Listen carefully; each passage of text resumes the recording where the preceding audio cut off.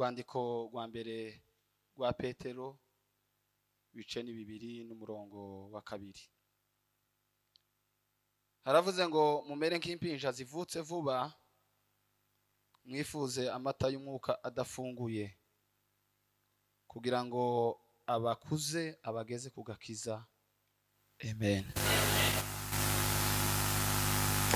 Bwana sifiwe. Kubera ko bamaze gusenga, twongera gusenga, ndakoresha umwanya muto ushoboka, kandi muri uwo mwanya ndaza gufata umwanya muto nshime Imana, hanyuma undi mwanya muto tuganira ijambo ry'Imana. Bwana sifiwe. Wa mugani umuyobozi wa gahunda urukumbuzi numvaga nari mfitiye abantu no kuba hano hantu tibingana n'umwanya mfite ko ndabura uko mbivunja, ariko nuko tuzogaruka ikindi gihe Imana izatubonera uburyo. Turashimira Imana bimugoroba ko tubaye hano muri riteraniro. Imana yo mu ijuru himbazwe. Kigira kabiri turashimira itorero, ubuyobozi bw'itorero ndetse n'abashinzwe gutegura uyu munsi. Twagiye tuvugana na mwene data wayoboye gahunda Mandela kuba mwaduhaye uyu mwanya kugira ngo duhagarare hano tuganire ijambo ry'Imana duciye bugufi ku bwanyu. Imana yo mu ijuru ibaho umugisha. Nimwikirize. Amen. Muwakire kuko nuwanyu. Hanyuma nishimiye kuba hano.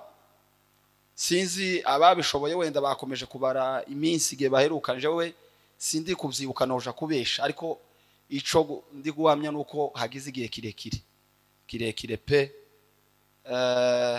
Buriya hari igihe Imana izikingura imiryango ahantu ukahagera inshuro wenda ninshi, hakaba n'ikindi gihe nyine bidakunda bitewe n'impamvu wenda z'imyanya za bamwe n'ibihugu. Ariko kuba uyu munsi Imana yashimye ko tubana muri riteraniro ry'umunsi wa 2, turabishimira Imana.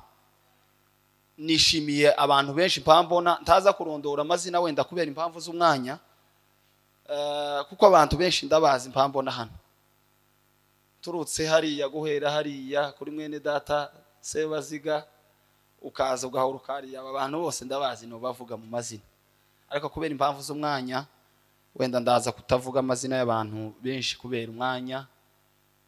Nabavandimwe muri Kristo Yesu, twarataramye twasangiye umunezero wo mwiteraniro. Imana ibaho umugisha. Amen. Ndetse n'abashumba twari duherukanye, nubwo nyine nanje ntari imperutse no, ariko namwe ntibuza mugenda ko kwiriya hakurya yo mugerayo wenda wagezeyo nanje nza mbimenya, nubwo tutoramukanya byibuze namubona no kumutanda ukamenya ko yageze mu gihugu. Ndashimira Imana kubw'abashumba twabanye muri riteraniro, pereye kuri Revera Runyambo aherutse iwacu mu cyumweru kiraco hirya cashize, ngira ngo niba atari 2. Twarabanye ku itorero, hari igiterane ngo gisoze musiga mu karere. Naza mubwira ati impungenge nyine ndajanye, ariko usigaranye n'abandi. Yambwiye ko basigaye bamuhudumiya neza kugeza agarutse.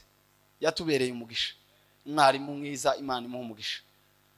Aba bashumba bombi nabo mu karere nabo twari duherukanye, twahuye ejo bundi wa munsi twarimo twunamira bacu baguye mu Gatumba, ubwo twabonanye na mushumba Bonfils mwene data mbika, nawe sinari muherutse.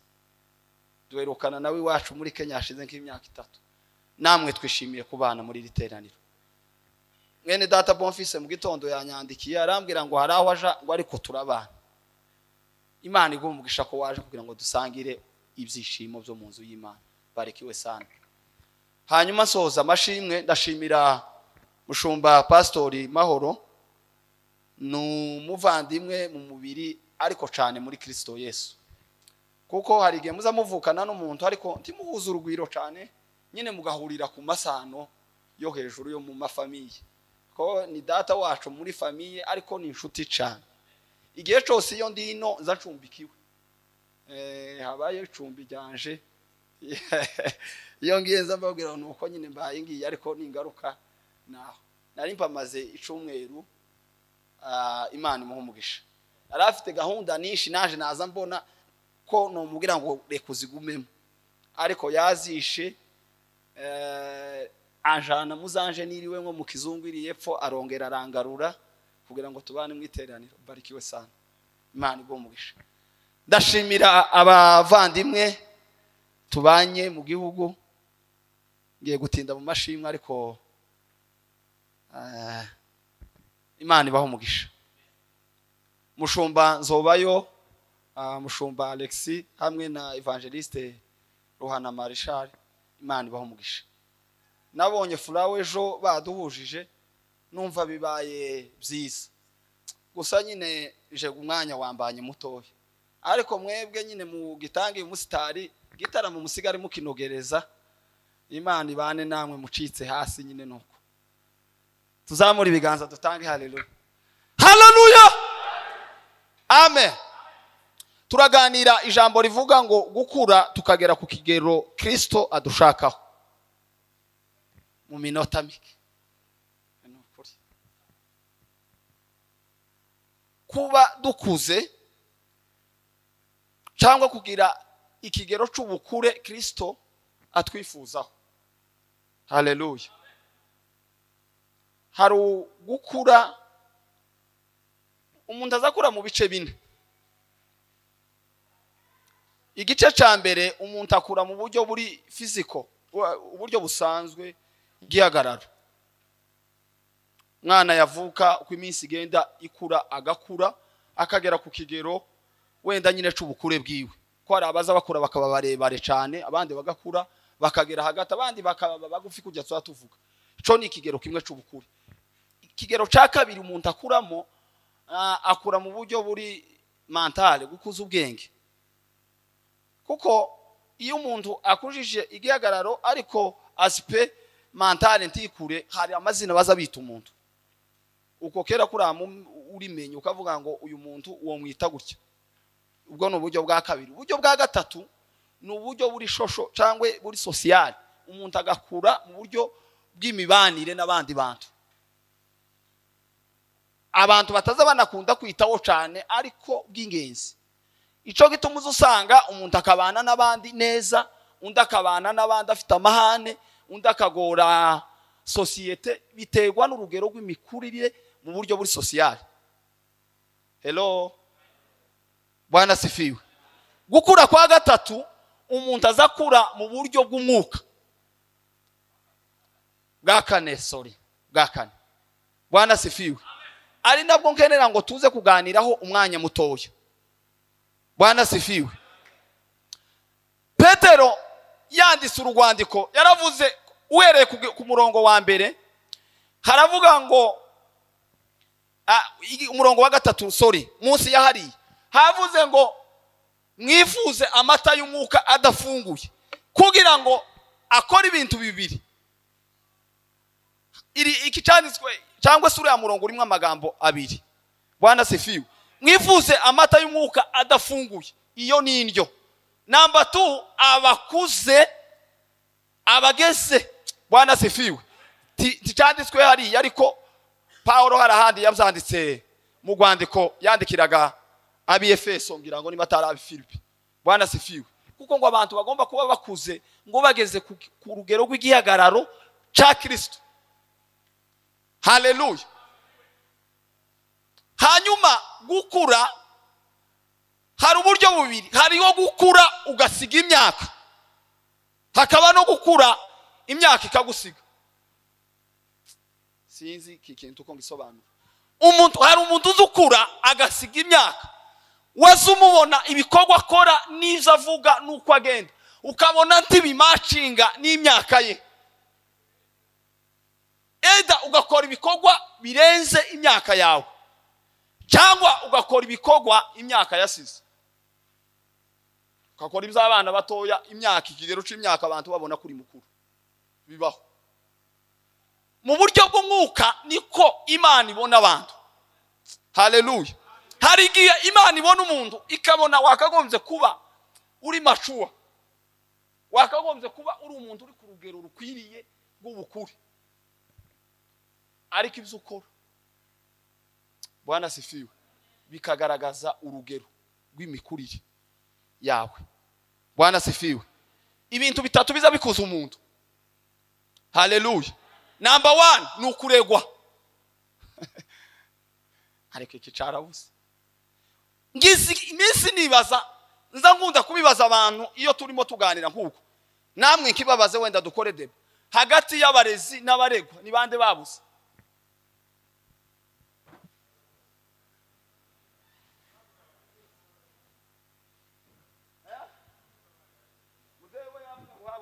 Namwe niko mubibona? Ariko jewe ntitwemezanye. Mundinde gatoya, ukumwanya ni mutoya ariko ukungiye gusoza. Amini neno lake alilo sema nawe atakawi, ni kweli atatimiza, ijapo sisi twabadilika. Yeye ni yule jana hata leo. Tuzamura ibiganza. Haleluya. Amen. Tabwo abarezi aribo babuze ngo abaregwa babe bahari. Ikizobikwereka, iyo ikizabikwereka si ikintu tunaja w'impaka. Uzorebe ico wa priorite mu materaniro kirangana n'urugero woregwaho.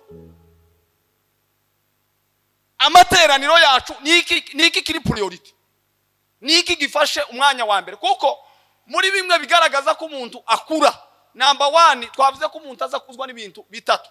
Ndabivuga nihuti. Cyambere n'ukuregwa, hanyuma ikico kuregwa. Yego n'abarezi ntibahari bose, siko abiyitirirwa cyangwa abitirirwa kurera bose bahabarira, ariko n'abaregwa nabo ntibahari. Zombi biragoye. Bwana sifiwe. Icya kabiri kiraza gukomplete kingiki kizagikuza umuntu ni indyo, ni ibiryo. Hanyuma ibyo tujya mu itorero niki ni ijambo ry'Imana. Imana igumugisha aho fata noneho ishireka ku gipimo. Wewe wenyine apana nje sinovuga kuko sinzu ishira ku gipimo. Iyo tugeze mu materaniro nikuza ubona uprioriza muri wowe, niki gifasha umwanya.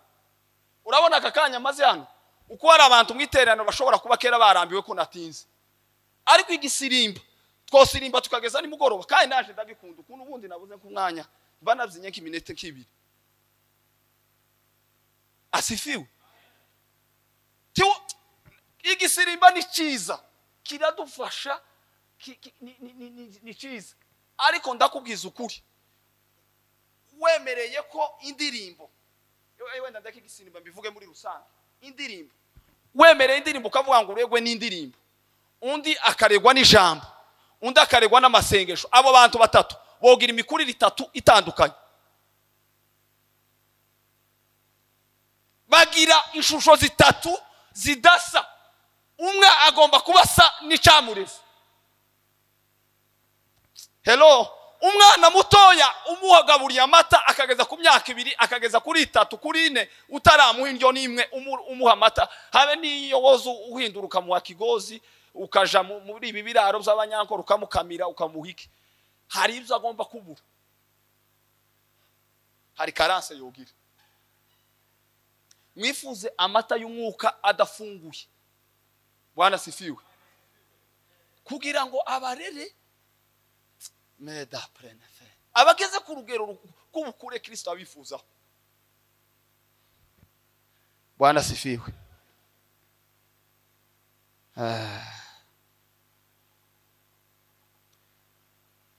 Icya gatatu, umuntu aza kuzwa n'ubushake. Washatse gukura wokura, kandi washatse kuba muto womuba. ntabwo biza bija hanze y'ubushake bwawe. Kuko iyo umuntu ufite ubushake bwo gukura, habe na kiriya cyambere twahereyemo, umuntu ufite ubushake bwo kwiga mande, ndababwiza ukuri kwihoraho, habe niyo aho urushobora kuba utabona inyigisho zihagije nko kubyifuza. Ubu nyine giho isi yanegeranye, ubu social media yo kwigisha, usibye ko twebwe tuyizi ko ari ikintu gusa cha TikTok two guseta tudafite inani.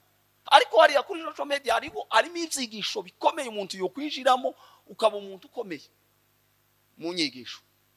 Icyo nari nshatse gusobanura ni umuntu aza kuzwa cyangwa kuraruko yabigize mu bushake. Haleluya. Umuntu yo kwigisha ariko ntiyo guhitiramo guhinduka. Umuntu ashobora kuguha ubumenyi ariko uburyo bwo kubukoresha n'amahitamo yawe. Haleluya. Bitatu biranga umuntu utarakuze tugana ku musozo. Bwana sifiwe.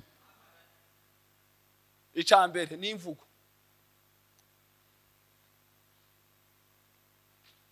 None imvugo y'umwana yomera nk'iyo umuntu mukuru. Umwana azavuga ibyo ashatse kandi akabivuga mu gihe ashakiye.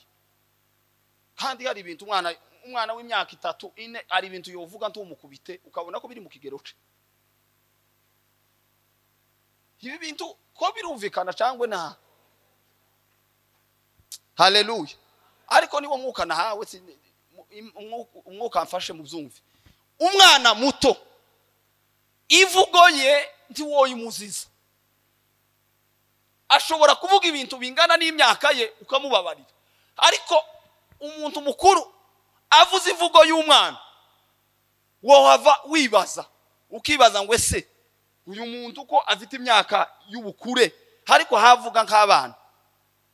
Kuwe biriya yavuze ntibimuteye isoni. Bwana sifiwe.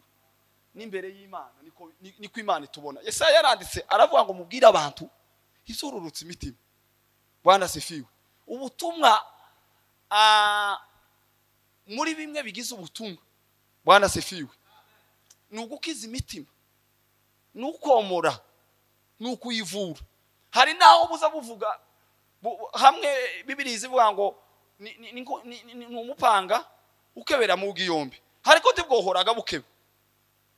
Haya. Bwagomyega gukeba bwotagara. Haraho buza bukeba, ahandi bukomora, ahandi bukabembereza.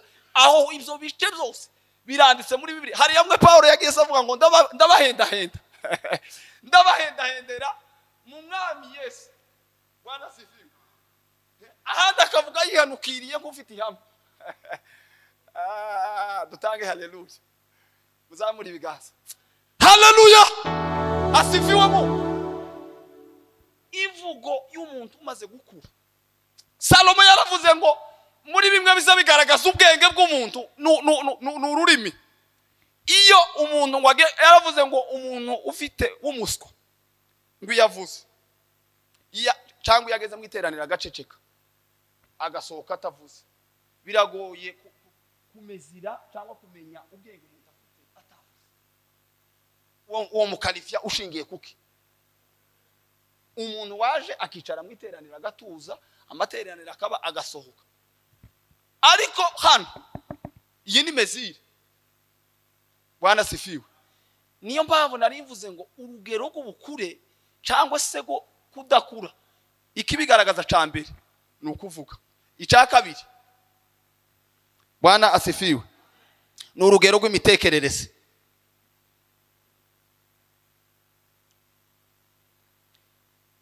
Bibiliya ivuga ngo nguko umuntu atekereza ni kwari. Haleluya. Kuko umuntu utabasha gutekereza biruta. Harandi birivuga ngo ubutunzi bwiza umuntu ngo atanga ibisa n'ibyo afite. Aravuga ngo isoko mbi tiyovamwe amazi meza kandi n'inziza tiyovamwe akereta. N'ibintu bibiri niko birasa, ni principe. Haleluya. Nukuvuga ngo urugero rw'imitekerereze y'umuntu mu Mana. Bwana sifiwe. Paulo yaravuze ngo muze mutekereza Yesu Kristo wakomotse mu ruzaro rwa Dawidi. Bwana sifiwe.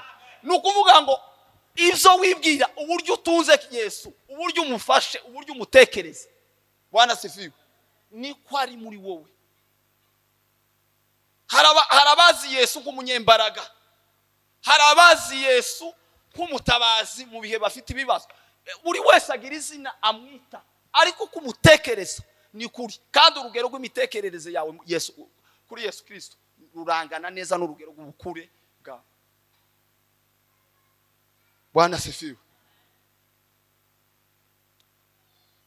Ntabwo banzogira ko ngufite Mwami Yesu waratsinze. Icya gatatu ni amahitamo.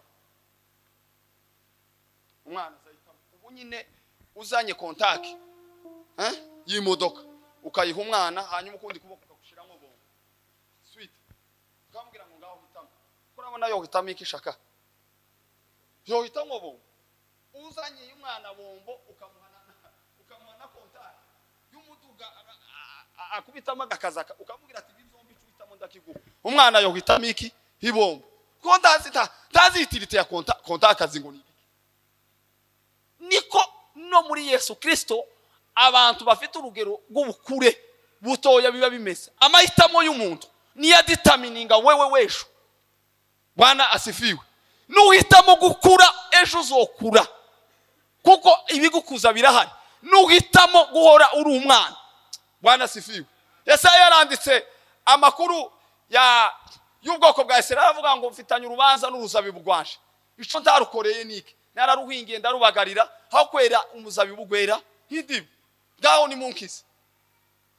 munkize n'uruzabibu rwa. Ico ndarukoreye nagombaga gukora niki? Bwana asifiwe. Hari impamvu zibiri zigomba gutuma dukura, nizo ndangirijeho. Bwana asifiwe. Iminota inisigaye muyo nari nihaye nomara abandi bakomerezeho. Haleluya. Impamvu zibiri zigomba gutuma umuntu agomba guharanira gukura. Number 1, ugomba gukura kugira ngo uve mu bubata bw'ukurera. Iteka ryose iyo umuntu aregwa abari uburi munsi y'amategeko y'ukurera. Kandi ukurera si wo muhitiramo uko akurera, akurera uko ashaka. Naco kibazo kimwe dufite ubu ngubu, umuntu ari mu gushaka kubwira umurezi uko amurera tibikunda. Buri umuntu wese ni chef mu rugo gwe azavuga ngo desorme guhera none hano mu rugo gwanje amategeko ngaye muzoza mutahaye amasaha ikisinga ishaka ni ABCD. Abagabo benshi barubatse hano, iyo niwo murongo wa hano muri uru rugo. Nigeze kubona afurero bivira bakinaga filime ngo bashizeho amategeko ngo yo mu rupango. Maremu Kabuyera dukundaga cyane twakaza yakaza tunyohereza twabapipiri nabandi ngo amategeko ngo yo mu rupango gwiwe ngo naye harabatugoye unyuzwe. Nukuvuga ngo umurezi urera azashiraho umurongo uko agomba kurira. Bwana sifiwe. Ni nayo mpamvu zubona abantu batandukanye bitewe naho barerewe cyangwe nababareze. Nukuri ndababwiza ukuri, umuntu ashobora kugara ukavuga ngo uriya mwana ni ukuri yarezwe na runaka, cyangwa uriya mu Kristo ndora atkomoka ndora uburezi yahawe. Nukuvuga ngo iyo turego impamvu igomba gutuma dukura nukugira ngo tuve mu bubata bw'uturera. Haleluya. Kuko iyo kiri munsi y'ukurera ntabwo uba wisanzuye, ntabwo uri independent. Ubu kiri sous dependance yiwe kuko arakurera according nuko byifuza. Ariko iyo ugeze ku rugero rw'ubukure umwami Yesu ahabwa icubahiro cyinshi, uzuba detache habe no mu buryo busanzwe. Ukuvuga ngo umuvandimwe Mandela kiriya gihe havuga yari akiri mwasi, suko twakaza tumanuka hajya mu marengo kwa muzehe bagiraga faye ahantu gucya babanaga na muzehe. Ubu nyine urumbuga bufite iwawe yabonye kumaze gukura aragushingira kuri harakwigisha aragushingira. Ubu nyine urumbuga umwojina ariko kandi yoza gutanga amaherekezo mu wako yako nawe bayaharaye. None niko byogenda oya boje inama ariko afita yiwe ntafita yiwe amategeko mu rugo kwe. Impamvu ikwiriye gutuma umuntu aharanira gukura ni ukugira ngo uve mu bubata bw'ukuri. responsable wawe. Ariko igihe cyose umurezi abona ko utaracuka azoguma kurera. Nimwihangane mushora imbaraga mu gukura. Icanyuma nukugira ngo duhabwe umurage. Nta mwana uzuhabwa umurage. Umurage uzuhabwa umuntu wakuze. Haroraga umwana. Timuze mwese ntimuri abanyamurega benshi hano. Umuntu adapfa niba asize abana batoya habe nubwo yo bayasize abahungu gusa. Baga muri famille bakavuga ngo uyu muryango ngo guhera none nguwo tushinze uzoza ureberera ni runaka. Muzamubwira ngo nukubera iki? Habe nubwo yo bayasize ikarite inani yo bayasize umudugudu w'amaso. Tubasha gusigira umurage. Haleluya. Ariko impamvu imwe igomba gutuma umuntu akura akagera ku kigero Kristo amwifuzaho nukugira ngo usingire umurage, kandi uwo murage si uwundi. Bwana asifiwe. Haleluya. Iyo umuntu yakijijwe hari intambwe agenda atera kugira ngo ubashe kuba ubaye umugabo wo guhamya. Iyo ugeze ku rugero rwo guhamya Kristo uba wabonye umurage. Bwana asifiwe. Isomo risoza nuko tuvuze. Petero yavuze ngo mwifuze amata y'umwuka abarere abageze ku gakiza. Hanyuma Bwana asifiwe. Ibitukuza twabivuze, ariko nushake uhagararire kuri iki cyanyuma kivuga ngo umuntu agomba gukura kugira ngo ahabwe umurage we. Bwana asifiwe. Kandi umurage cyangwa se recommandation Yesu yasize niyo kwamamaza ubutumwa bwiza. Hanze yazo nugutsinda kitari umukoro w'umugani wa huduma. Recommandation yasigiye abakristo. Bwana asifiwe. Yaravuze ngo hari ibintu bibiri bikuru muri Bibiliya. Harimo itegeko rikuru n'inshingano nkuru. Iyi nshingano niyo kwamamaza ubutumwa. Itegeko niriri rivuga ngo ukundisha Uwiteka umutima wawe, ukunde mugenzi wawe nkuko ririya niryo tegeko rikuru. Inshingano nkuru yasigiye itorero n'abera bose bakijijwe. Bwana asifiwe. No kwamamaza ubutumwa bwiza. Hanyuma iyo ukuze ukagera ku rugero rwo guhabwa umurage, ubusigire kugira ngo ukomereze mu nkuru ya Kristo ubwira abandi bose batarakizwa. Umwami Yesu abane namwe kandi abagirire neza. Hanyuma nimuza kubona dusohotse muratwihanganira, turabasuhuje kandi tubasize mu gitaramo. Imana nitubonera uburyo ikindi gihe tuzongera tubane mu nzu y'Imana.